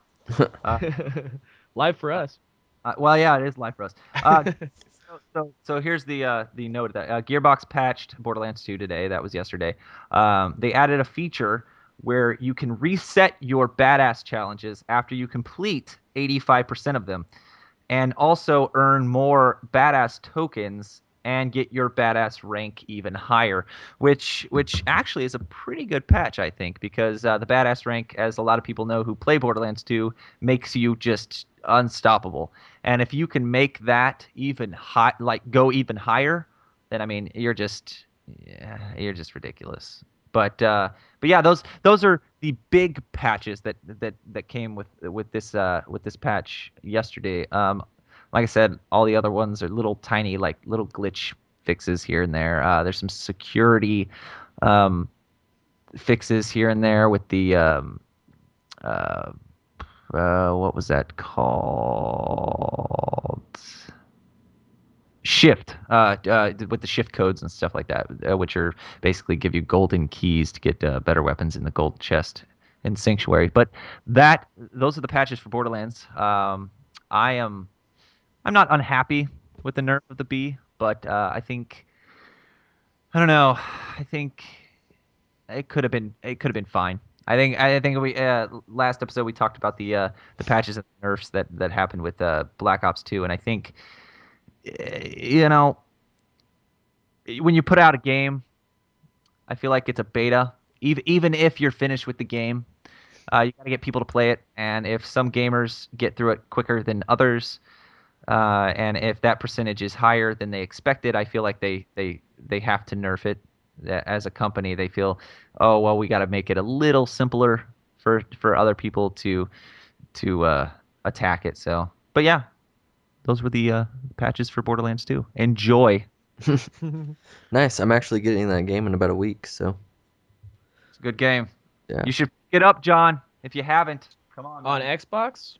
Either one, Yes, either one, PS3 or Xbox. Xbox because I'm getting it on Xbox. Yeah, get it on Xbox because I think yeah we all are gonna have it on Xbox. So $52. John, you just barely spent $30 on a mouse. I just returned it though. I'm just saying. You Actually, returned it. I think I told you guys this, but I got at Gearbox Community Day, I got a free Logitech. It's a oh, I don't know the number, but I know it's like a $60 mouse. So Wow. yeah, Wow. they gave them out. They're custom Borderlands 2 mice. Do you say mice? I guess you say Yeah. mice. Nice. Uh, and it's pretty neat. It's got all these different customizable buttons and just craziness that I don't even use half of. I use the left and right click, so that's and the wheel. Nice. So yeah. So but yeah, that's what I got. Anybody got some stuff? Um, Speaking of, by the way, Crisis 3 is not out yet, Cody. It comes out in February. yes, I found that out earlier. Say that again. Crisis 3 comes out in February. No, John, say February February. again. There's an R in there, damn it, all right? February? Oh man, that's it. Wow, yeah, wow, yeah. Why That's that how R I've always said it. that R in there anyway? No I one don't pronounced. know. Like I say caramel, not caramel. Really? Yeah, that's spelled caramel. Like people are just mumbling it or something. How did we get on the topic of like pronunciation? Because I said Come Crisis on. comes out in February. Crisis 2 is also $10 this weekend on Steam. It's the Ooh. maximum edition, which I assume is some sort of, special edition with expansion packs or something. I might actually buy this. $10 is it's 75% off. It's kind of hard to say no to Yeah, $10. that's not a bad deal, dude. It's not a Yeah. bad deal. I wonder if it's controller enabled because I've become an old man that likes to play PC shooters with a controller. Well, I mean, you're not going to get the precision, I feel, with the mouse that you will with the mouse and keyboard. Yeah, but I probably wouldn't play it online. I'd probably just play the single player, and then if I'm doing that, I set up my TVs like in my room next to my computer, and I ran a cable, an HDMI cable, to the other video out on my video card, and I was playing Saints Row 3 on my TV, like relaxing with a controller. It was great. Hmm. So it's basically a console at that point, and Steam actually just unveiled their big picture mode. Yes, I heard about that. Yeah, you click it and it effectively turns it into something that looks like, the PlayStation. I forgot what their operating system is called. Crossbar, Yeah, the crossbar thing. Yeah. the CrossFit system. And then Xbox is the dashboard or the guide or whatever it's called, hub. It looks like that, but it's by Steam. And I was like, wow, that's really cool. Well, I'm actually looking at Steam's website right now, and you know, I actually, unfortunately for games, own a Mac, and so I'm actually looking at all the games that are available for Mac, and let's see, puzzle game, puzzle game, puzzle game, puzzle game, puzzle game. It looks like all puzzle games. So um, I think we have The Walking Dead. We have Borderlands 2, This is which is on Steam. Steam, yes. Um, We yeah, got every Valve title, right? not Left for Dead. We have Huh. Left 4 Dead 2, but I don't think we have Left for Dead, Oh, okay. which is weird. I don't understand why we have Left for Dead 2, but we don't have Left 4 Dead. Well, Uh, it's pretty much the same thing. So, no, it's just different people. But yeah, it's very similar. So, yeah, I think no, actually, we have the Left 4 Dead Game of the Year edition, which oh, nice. is actually new. So, um, but let's see here. Yep, but doesn't look like Steam's having a whole lot of sales right now. But they do have the, like you said, they have the Crisis 2, which looks like it's called the Maximum Edition, which Yeah, I assume it's some sort of game of the year or something. Hmm. that's a pretty good deal. That's a pretty good deal. Yeah, $10, man. Anytime I see 75% off, 80% off, actually maybe 75 is as high as I go. I don't know, but whenever I see that, I'm like, ooh, let's look at this very intently and see if it's something I want to buy. Because I mean, I could play it and enjoy it, and for $10, that's pretty cheap. Like if you ate out twice in a day, you'd spend more than $10. Well, So Yep. I did want to talk about this because we're going a little over time here, and we probably need to wrap up here pretty soon. But I did want to talk about Planet Side 2. Has anybody actually played that? No. No. Well, Hayden has a slow computer, so it would just be you and me. I haven't though. It's free, right? Actually have a Mac, so I can't play it. But Oh, sorry. Again, I don't know what's available on there. So. here's the deal: is this is pretty revolutionary for multiplayer. I feel. I guess well, aside from like Mag on the PlayStation, I guess that was pretty huge parties. But this is like 2,000 some odd people in the same multiplayer game. What? Wow. And not to mention the the game itself is beautiful. Like, I mean, just the environments and everything, the character models, everything. I mean, it's such a beautiful game just to look at. And to top it all off, it is free to play. Wow. So no money involved, no money switching hands, anything. It is free online. You download it for free. I think that's a good deal, and that looks to be the model that companies are taking. Mm-hmm. Yep. Yeah, and just put like in-app purchases or in-game purchases where like if you want to buy some upgrades, you buy it with real money. That way they still make their money, and you feel like you got something for free because you got the game for free. So, you know, See, well, I kind of want to add to this. I do like the free to play model because you're effectively getting a demo for every single game, so you don't Mm-hmm. have to spend money first. You can see if you like it. What I don't like is when there's like gameplay elements where like you kind of feel at a disadvantage if you don't spend money. Exactly. Because then it's like, what do I spend my money on? Do I want this gun? Oh no, this gun sucks. I just wasted my money. Whereas when you buy a $60 like Call of Duty game, you just get everything and then you try what you want. You're not like experimenting with real money to find out how you like to play the game. You know Yep. what I mean? Um, the alternative, I guess, for an MMO, a free-to-play MMO, would be like Axe body spray on the side of your like jet plane or something. Like right. something atrocious like that. But yeah, I don't know. Yeah, I don't want to seem cheap, but I just wouldn't know what to buy. Like the way I really like the way Team Fortress does it. It's mostly cosmetic stuff Uh-huh. that you buy, or the stuff that you buy you can actually unlock through grinding too. I think Yep. that's kind of a really good model. I think a lot of the free-to-play games do that where you can either spend money to get something up front or you can grind to like get what's required to buy it just Mhm. in-game without spending actual money. Yeah. How do you feel about that, Cody? How about in-app purchases and stuff? Yeah, as opposed to like a just buy it at a premium price model like it's always been.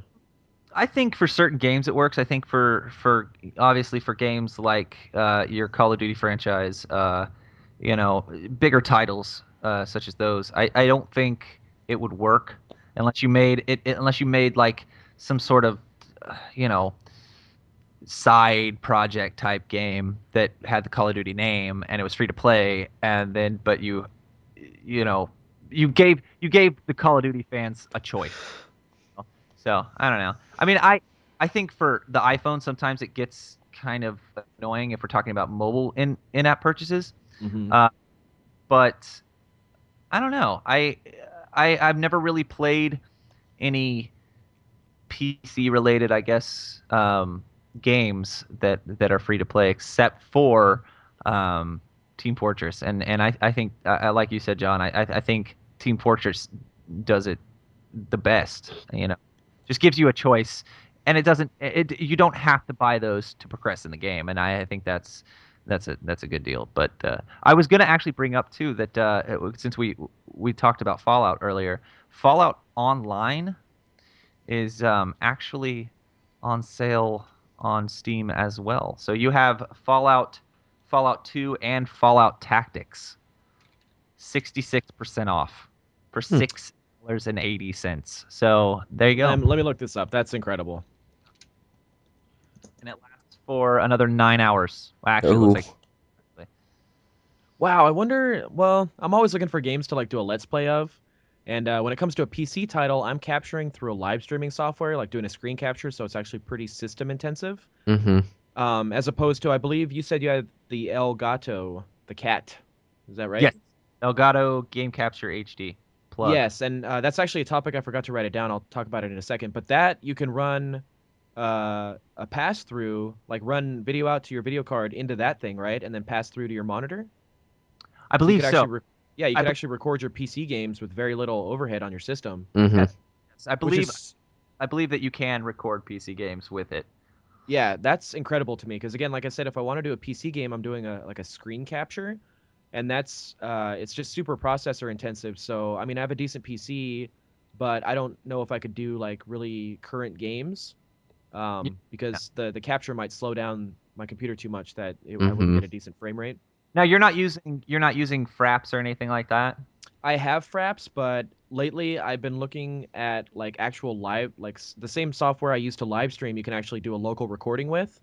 Okay. And that way it's not capturing because Fraps, I believe, captures in this giant uncompressed file. Oh So if you yeah. record for like an hour, it's like 200 gigs or something And it nuts, right? splits it up into like multiple files too. Yeah, it's just a mess, right? It's obviously a higher quality, but then again, we're uploading to YouTube, which is downgrading it a bit anyways, so it's kind Mm-hmm. of redundant or kind of overkill.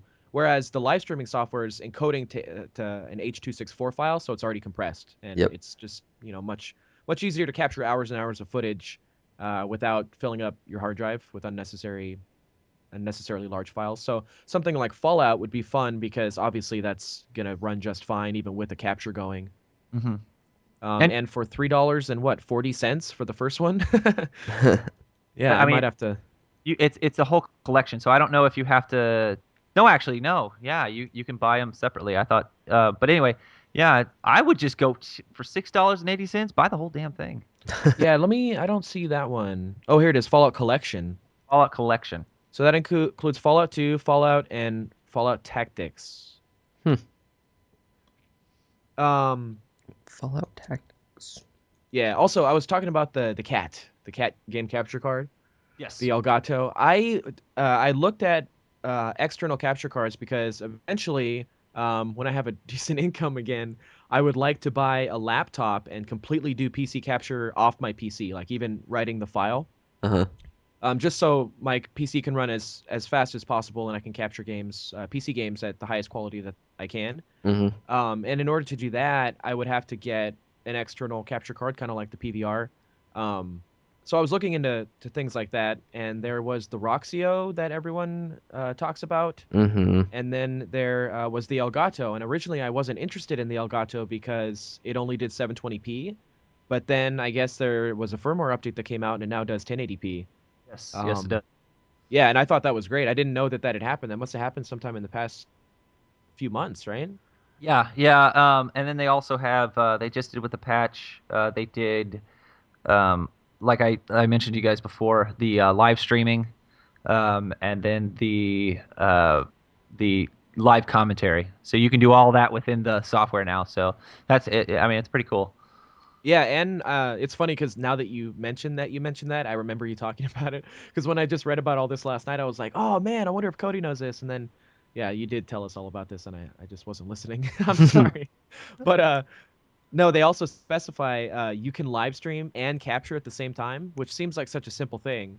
But the AverMedia cards, which are really popular, they're in internal cards, like you plug them into your PCI Express slots on your motherboard. Mm-hmm. Um, you can't capture and stream at the same time because Woody built his machine like a year ago or something, and he did a little tour of it. And then I was like, why does he have two capture cards? And he didn't talk about it in the video. And I Googled it of all places, and it came up with a tweet where somebody asked him that. It's like all the social medias are combining. But yeah, a guy asked, why do you have two capture cards? What's the point of that? And he goes, well, the AverMedia can't capture and stream, so you have to have two cards. And he's like Oh. splitting the HDMI signal from the Xbox so that one card will stream and one card will capture. I'm like, God, now you're talking about spending like $400 just on capture cards? Like, that's Yep. Uh, ridiculous.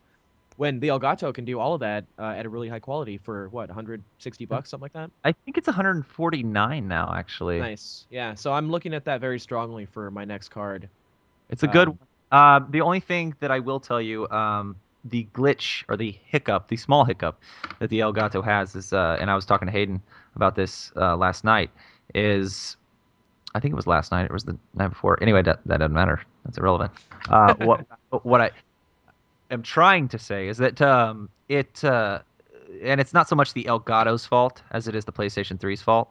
Um, PlayStation 3 has a Blu-ray copyright protection um, little software thing that they have in their instilled in the software where basically what when you record video games, I guess you could record a Blu-ray in 1080p. And so they put this little thing in there that basically blocks the Elgato from recording through an HDMI cable on a PS3. Oh. So you have to. They give you two options. The Elgato does. They send two separate wires. They send a wire where you can record from the actual device. You hook in to an S video slot, which it's an S video slot. They call it an AV in, but it's an S video slot basically, and that goes out into component female ends. So you can plug in all of your component cables into that, so you can record still at 1080. Or no, just at 720. Sorry. Um, and then there's another wire where you have just an S video, and you plug that one into there's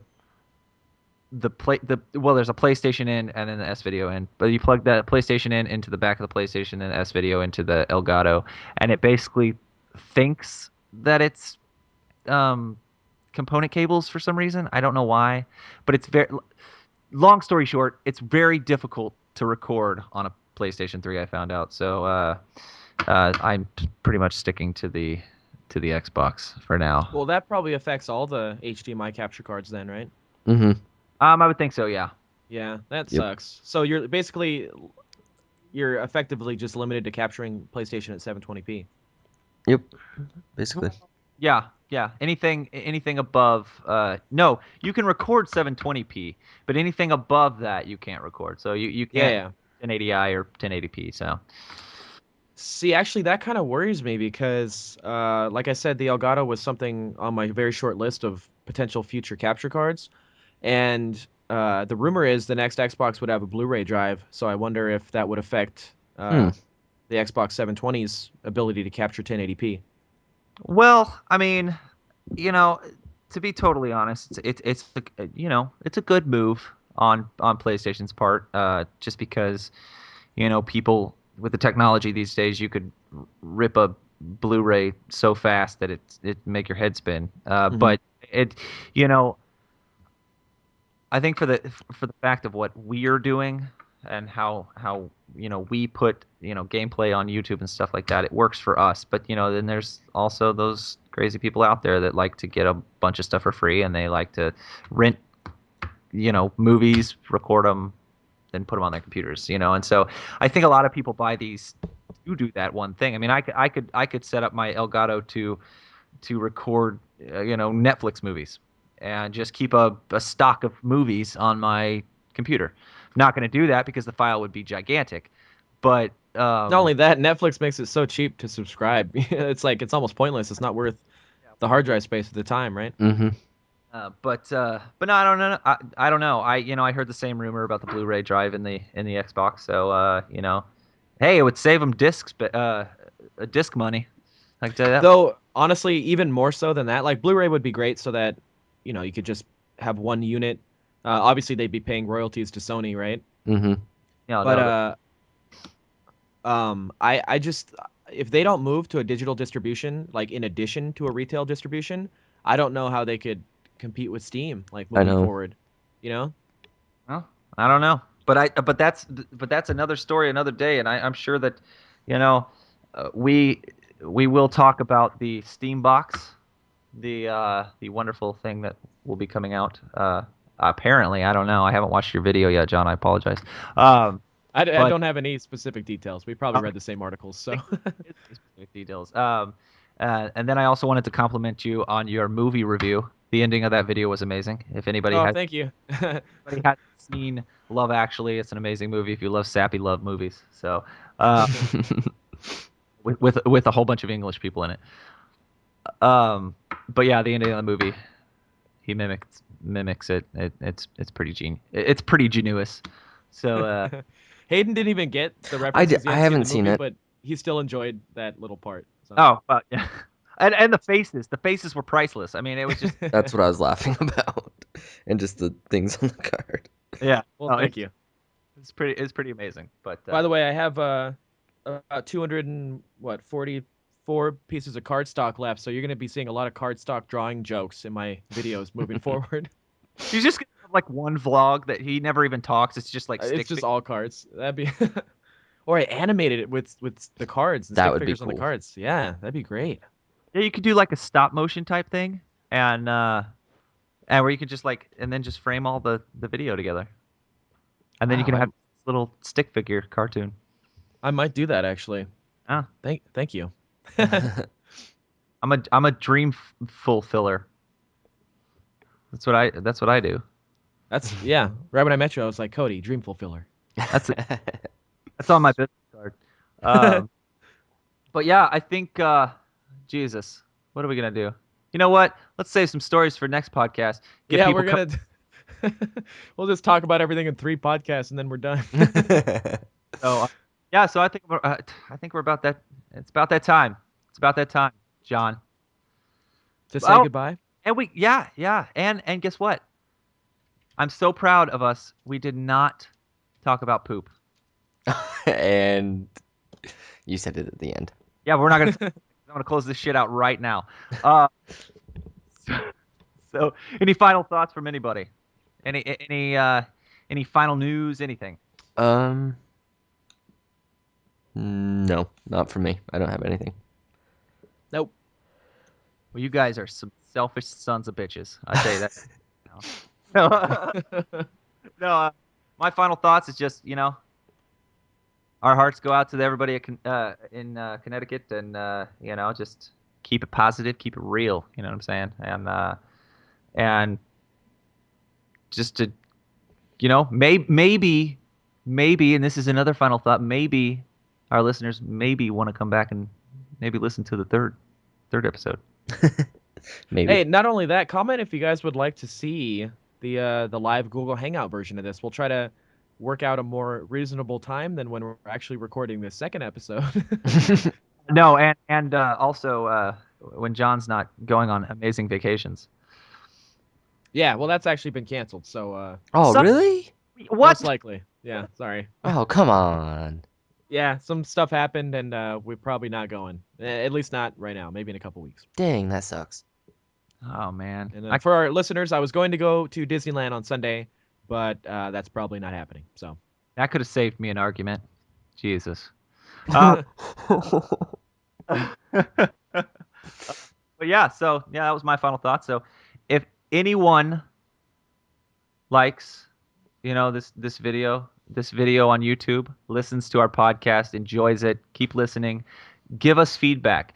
In the comment section below, leave news stories, leave comments on what you would like to listen to or hear, or anything that just comes to your mind. Leave a comment, and obviously everybody should check out all of our channels because we like to pimp it as much as we can, because we don't have that YouTube money that we can just throw around and advertise. So check out John Vincible Gaming. Just add that on to www. There's 3 W's, so everybody knows. .youtube.com/John Vincible Gaming, and then also check out the Killer Polar Bear. He does some mediocre Call of Duty gameplay.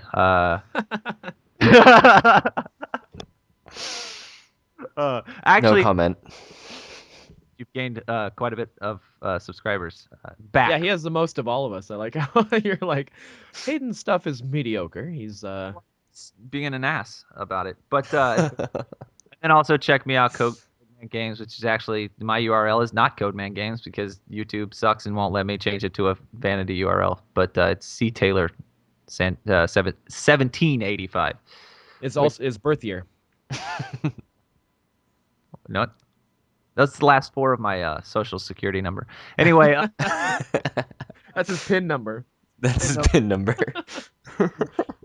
but yeah, check those channels out, and then also, like I said, give us feedback. And until next time, guys, what do we say? We need a final John, that's you. John, that's you. You said it last time. What was it? I don't even remember what I said. Hold on. It was perfect too. I can't. It had something to do with down for maintenance. Oh. No, I don't remember. Oh, is that really what I said? That's so cheesy. That is exactly what you said. All right, I'll do it. Well, thank you guys for listening, and remember, anything can happen when you're down for maintenance. That did sound kind of cheesy. It's so corny. First episode, like I feel like we're like, Why did you ah, make me do it? awesome. Oh. How about Oh. like, we'll see you guys next time that things are. We'll see you guys next time the servers are down for maintenance. There's no way to make it not corny now. I'm just making it worse. No. Oh no, Hayden's wheezing again. All right, well, we'll see you guys next time. Peace out. Peace. YOLO. Whatever. YOLO.